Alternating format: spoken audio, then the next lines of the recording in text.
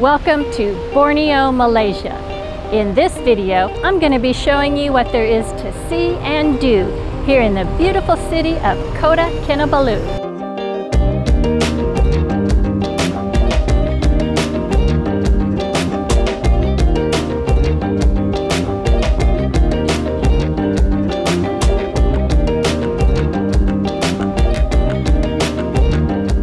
There's a lot to see in Kota Kinabalu, or KK, the state capital of Sabah.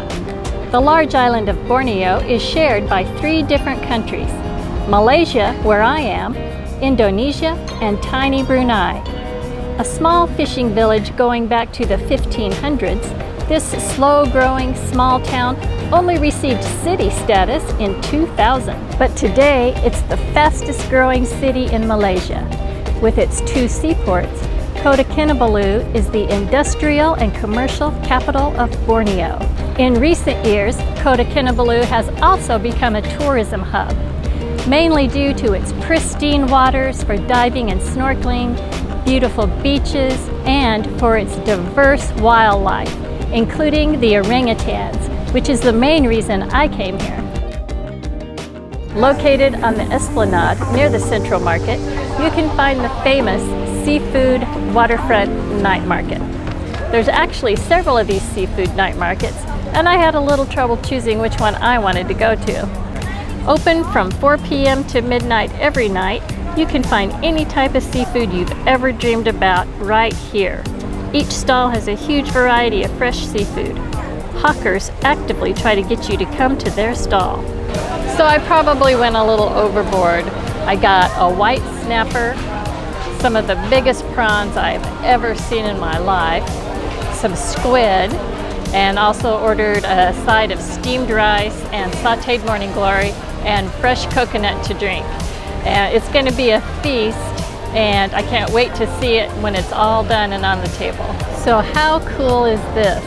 I not only got to pick the exact pieces of seafood that I want grilled up, but I get to eat it right here on the waterfront next to the ocean. It's pretty cool. I got my coconut. Now I'm anxiously awaiting my dinner. So they just brought the squid. It looks divine. Squeeze some of this little lime on here. Just gonna try a little piece. Dip it in this sauce.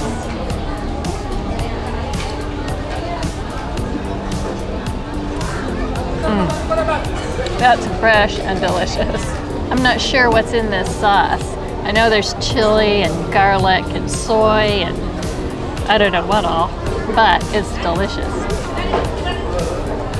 So in every country in Southeast Asia, they do morning glory. And it's a lot like spinach. Sometimes it's sauteed, sometimes it's stir-fried. And each country does it a little bit different, but it's always delicious. And this is delicious. It's got garlic and chili and onions. It's delightful. So everything has arrived except the rice. This is the white snapper. Looks delicious. And this is some of those ginormous prawns. I gotta show you this. This is so huge and so meaty. I can't wait for my rice. I need to take a little bite of this right now. It looks so amazing.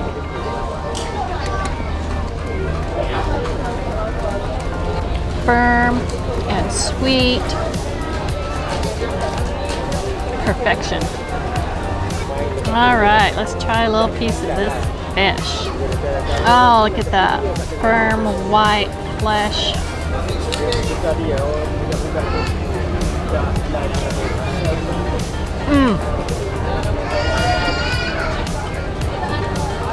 That's amazing. It really is.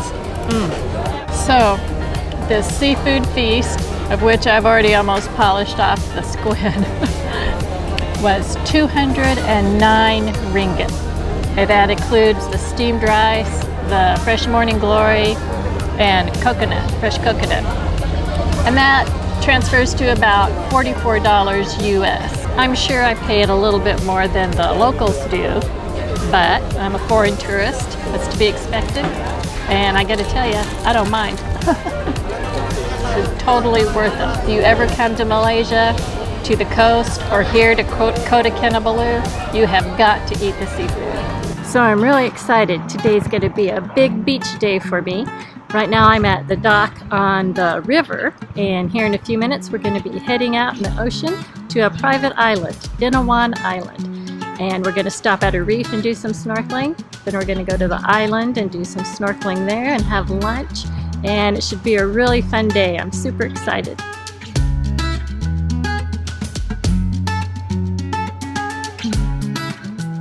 I booked this island trip as a bit of a splurge for my birthday. And as soon as the boat approached Dinawan Island, I knew that I had chosen well. This place is an absolute paradise. It has crystal clear waters and pristine beaches.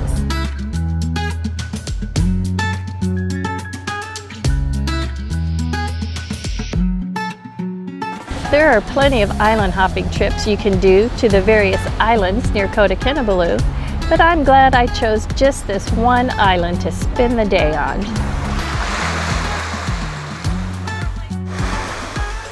So it only took us about 15 minutes to get out here to Dinawan Island. It is a little paradise out here. We're already finding some really cool shells. I am an avid beachcomber. This is going to be a terrific day. This is beautiful out here.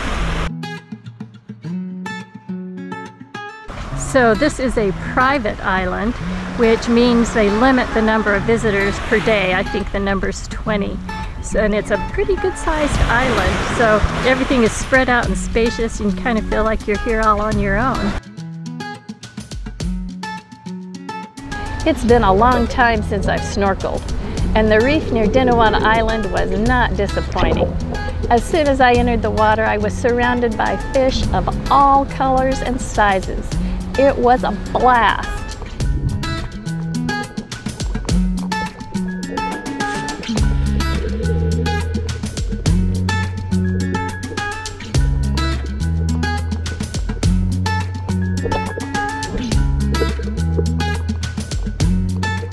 We snorkeled for about 30 minutes, but I could easily have stayed in the water longer.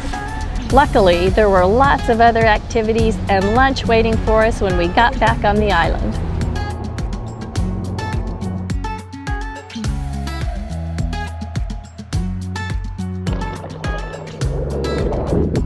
So I just finished a great lunch, and now I've got a kayak out here in the ocean, and I paddle around a little bit. Then I think I might try some stand-up paddleboard.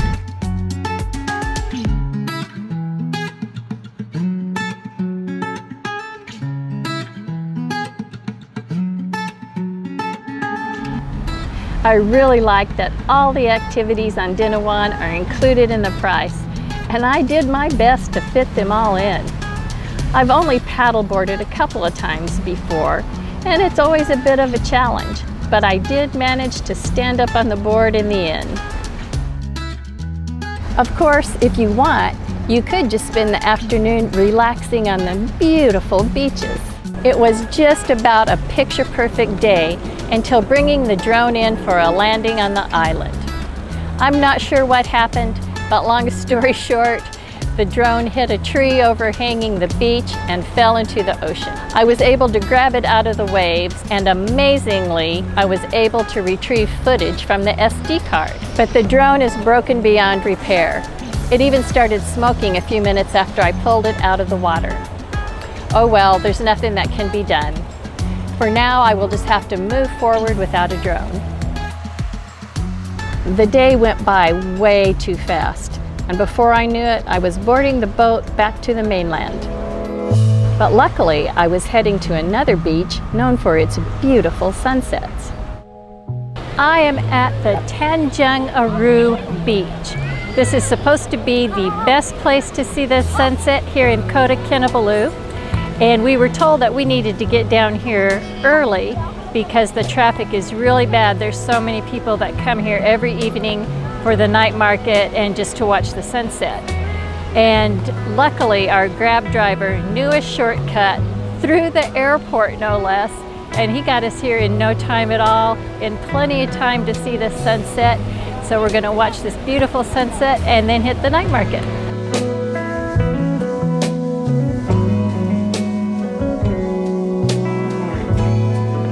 I don't know what I thought this beach would be like. I kind of just thought it was going to be a little tiny area, but it's not. This is a huge stretch of beach, and it's really nice down here, and the families have really turned out. There's all kinds of activities going on the water and here on the beach. People playing soccer, families playing games. It's really a fun atmosphere. It's been almost exactly a year since I was last in Malaysia. And here on the island of Borneo, it has a completely different vibe than Kuala Lumpur did. It is laid back, a slower pace of life. The people are easygoing. It is so nice and relaxing. So far, Kota Kinabalu has been great, and I'm really looking forward to the rest of my time here in Borneo. And wow, was everyone right about the sunset? The more time I spent on the beach, the more spectacular the colors became. This is a lovely spot, not to be missed when you're in Kota Kinabalu.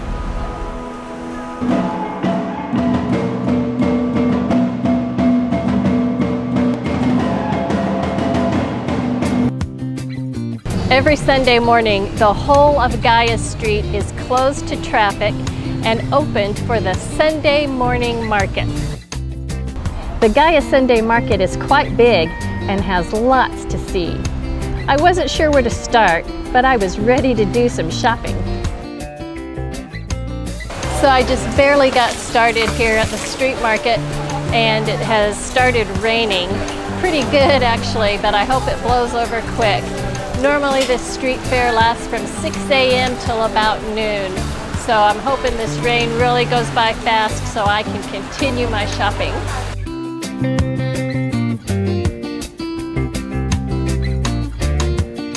So the Sunday street fair actually goes down 2 streets.